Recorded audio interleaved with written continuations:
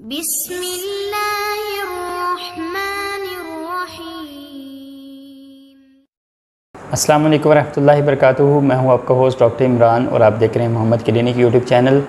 हमारा जो आज का जो टॉपिक है वो डेंगू फ़ीवर के हवाले से है। काफ़ी दिनों के बाद आज मैंने सोचा कि आपको डेंगू के बारे में कुछ थोड़ी सी मालूमात दी जाएँ।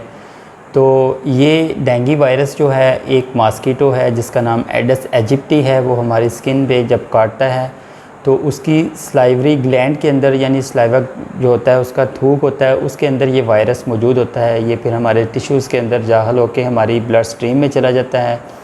फिर वहाँ से ये अपना इंक्यूबेशन पीरियड मुकम्मल करता है 5 to 10 डेज़ में।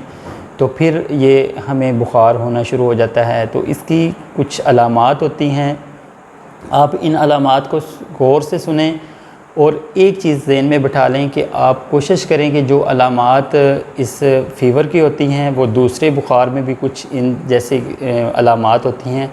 तो आप ये ना समझ लें कि अगर आपको बुखार तेज़ हो गया है तो आपको डेंगू फ़ीवर हो गया है। तो आप अलामात को गौर से सुनें। सबसे पहले आपको बहुत तेज़ बुखार हो जाता है जिसमें 104, 105, 106 तक भी बुखार जा सकता है। तो ये इसकी पहली अलामत है। इसके बाद पेशेंट को बहुत तेज़ी के साथ फ़ीवर के साथ साथ वॉमिटिंग आती है। वॉमिटिंग के साथ सीवियर हेडेक यानी कि सख्त सर में दर्द शुरू हो जाती है। आँखों के बिल्कुल पीछे बहुत शदीद दर्द होता है। ये इस डेंगू फ़ीवर की जो फेब्राइल स्टेज होती है इसमें ये अलामात हमारे जिस्म में शुरू हो जाती हैं। तो ये इसकी पहली स्टेज है। जो इसकी सेकंड स्टेज होती है क्रिटिकल स्टेज, उसमें ये होता है कि आपको बहुत ज़्यादा पेन शुरू हो जाती है पेट के अंदर दर्द होता है, जिगर के एरिया पे भी दर्द हो सकता है। इसके अलावा आपको उल्टी के अंदर खून आ सकता है, यानी इसको हेमेटेम्सिस बोलते हैं, यानी उल्टी के अंदर खून का आना, खून जमा हुआ भी हो सकता है, आपको वो फ्रेश खून भी आ सकता है। इसके अलावा आपके पखाने के अंदर भी खून आना शुरू हो जाता है जिसको हम मेलिना बोलते हैं। इसमें आपके पखाने का कलर काला हो सकता है, फ्रेश भी आ सकता है। ये इसकी क्रिटिकल स्टेज होती है जिसमें आपको इस तरह की अलामात आनी शुरू हो जाती हैं। इसके अलावा जो इसकी मोस्ट कामन एक सिम्टम है जिसमें बहुत शदीद बुखार के साथ साथ आपको जॉइंट के अंदर बहुत शदीद पेन शुरू हो जाती है, मसल्स के अंदर पेन शुरू हो जाती है। अब दूसरे जो बुखार होते हैं जिसमें टाइफाइड फ़ीवर है, मलेरिया फ़ीवर है या कोई वायरल फ़ीवर है, उसमें भी आपको ये एक अलामत हो सकती है। इस एक अलामत का आपके जिस्म में होना डेंगू फ़ीवर का होना साबित नहीं करता। तो आप इस चीज़ से थोड़ा सा कंफ्यूज ना हों। दूसरी अलामात को आप ज़हन में रखें। अगर आपको बुखार तेज़ हो रहा है, आपको शदीद सर में दर्द है, उल्टी के साथ खून आ रहा है, आपको नोज़ ब्लीडिंग हो रही है, गम ब्लीडिंग हो रही है, या इसके अलावा आपके पखाने में खून आ रहा है या पेट में बहुत शदीद दर्द है, आप थकन का शिकार हैं, तो आप फ़ौरन डॉक्टर से रुजू करें। इसको हम अलामात के बाद हम कैसे पहचान सकते हैं कि ये डेंगू फ़ीवर है या कोई दूसरा बुखार है। तो इसके लिए मोस्ट डायग्नोस्टिक जो टेस्ट हैं उसमें वायरल PCR भी है, इसका PCR भी आप करवा सकते हैं। इसके अलावा CBC एक टेस्ट है जिसके अंदर हम ये पता चला सकते हैं कि हमारे प्लेटलेट लेवल क्या है, हमारे लिम्फोसाइट कितने हैं, न्यूट्रोफिल कितने हैं। ये पता चलाना डॉक्टर का काम है, लेकिन आप एक सिंपल टेस्ट करवा के अगर आपका प्लेटलेट काउंट बहुत लो जा रहा है तो आप ये समझें कि आपको ये फ़ीवर होना शुरू हो गया या इसकी अभी इनिशियल स्टेज है। आप फ़ौरन डॉक्टर के पास जाएं क्योंकि इसकी जो थर्ड स्टेज है वो बहुत ही क्रिटिकल और आपको बहुत बड़े परेशानी में मुब्तला कर सकती है। तो ये इसकी कुछ चंद अलामात हैं। इसके बाद अगर आप इस पे कोई अमल दरामद नहीं करते या इन अलामात को आप इग्नोर करते हैं तो आप किसी भी बड़ी क्रिटिकल कंडीशन में मुब्तला हो सकते हैं।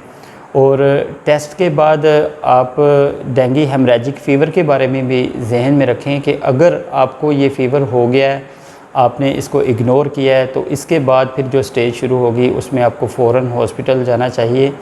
वहाँ पे एडमिशन के बाद फिर कुछ आपके टेस्ट होंगे। ये चंद बातें मैंने आपको बताना मुनासिब समझता हूँ क्योंकि ये बातों का इल्म होना हमें ज़रूरी है। इसको हम कैसे रोक सकते हैं उसके लिए हमें चाहिए कि अपने रोशनदान, अपनी खिड़कियां रात को बंद करके सोएं। इसके अलावा हमारे घरों के इर्द गिर्द पानी इकट्ठा नहीं होना चाहिए। इसके अलावा हमारे छतों के ऊपर पानी नहीं इकट्ठा होना चाहिए। जो टायर्स होते हैं, पुराने टायर्स, उनके अंदर बारिश का पानी इकट्ठा हो जाता है।